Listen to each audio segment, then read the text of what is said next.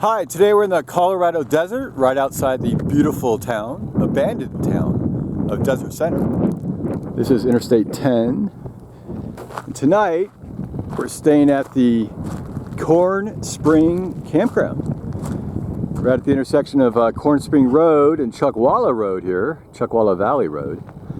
We're gonna head right, go up this gravel road here. This is 8 miles. It's really 7.1 miles, but it's going to take us a good hour in our little citation here. Driving along Corn Spring Road, heading up to camp. A lot of these palm trees have lost their tops. So you head up the trail here to the campground check-in, and the sign said 4-wheel drive. But we brought our 2-wheel drive citation, and that was pretty good. Really bumpy, a couple rocks in the road, but no boulders, so you don't need super high clearance. And you're greeted here with this great oasis of beheaded palm trees. And this campground, Corn Springs Campground, is located deep in the canyon of the Chuckwalla Mountains we have up here. So hopefully you get a Chuckwalla lizard. So here's space number 1. This might be the best space. It's got a canopy over the picnic table. So it's a major occupation site for prehistoric Native American Indians. There's lots of petroglyphs dating back over 10,000 years. There's a little half-mile interpretive trail. It's got little numbers, little markers to tell you what you're looking at. This here is site number 2. So none of the sites are completely level. You got to do a little working. One of the restrooms here. Okay, let's see what she looks like. Look how clean she is. My goodness. This is one of our infinity drop toilets, all the way down to China. Okay, I think the door locks. If not, you just take this rock here and somehow you put it on the outside of the door. I don't know. But hopefully it locks. Palo Verde. So to check in, little checkout center here. All right. You're going to get one of these little envelopes here. You're going to pull it out. You're going to put $6 in. Write the name of your campsite or the number, like number 10.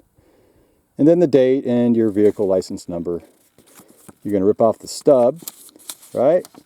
Put that by your car at the designated location. Take this envelope, stick it inside this thing called a fee box. There you go. And that's how you pay for this campsite. You'd also register if you want. And here's all the rules. And lots more rules. So no shooting, no OHV riding in the campground. Keep your pets on a leash. Of course, $6. All right. This guy's blooming here. Wow. That's fantastic. Beautiful. So we got trash cans. They like you to haul your own trash, but if you have extra, it's okay to put here. Here's campsite number 3. I'll tell you what, a little slanted. Number 4.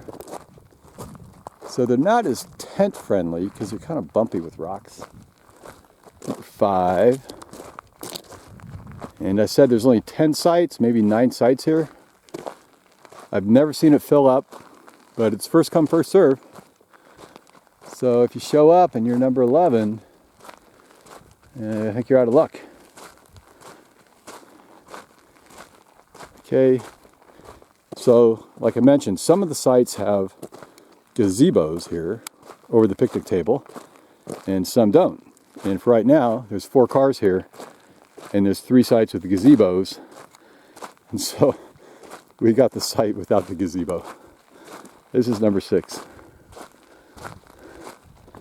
Okay, this is our campsite number 10. I'll show you in a second. Here, this is also number 7. 6 is here and 7 is here. All right.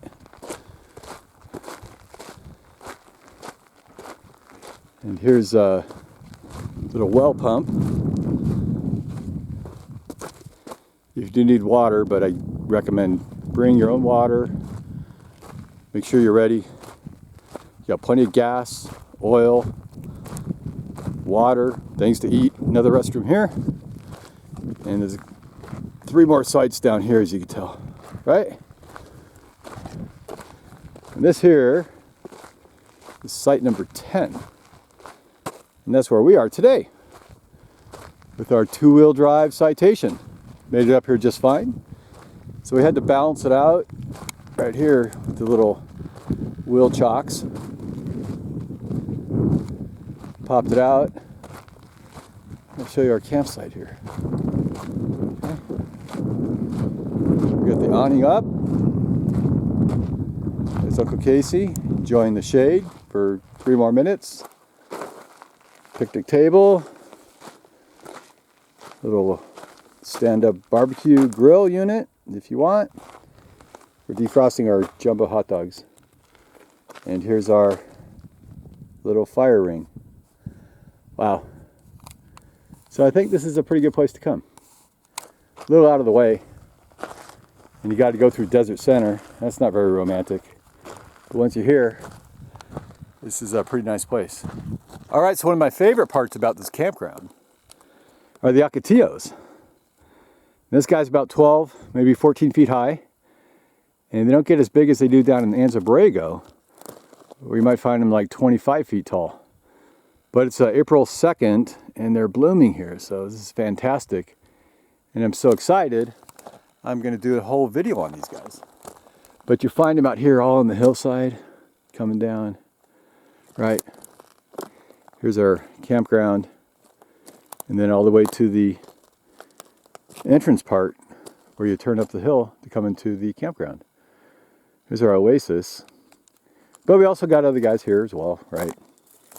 We have our creosote bush, right? Laria tridentata. Here we have our burro bush, Ambrosia damosa.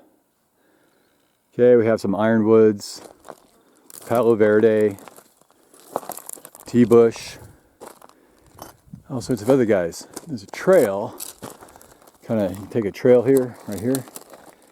You drive it or you could drive around, all right?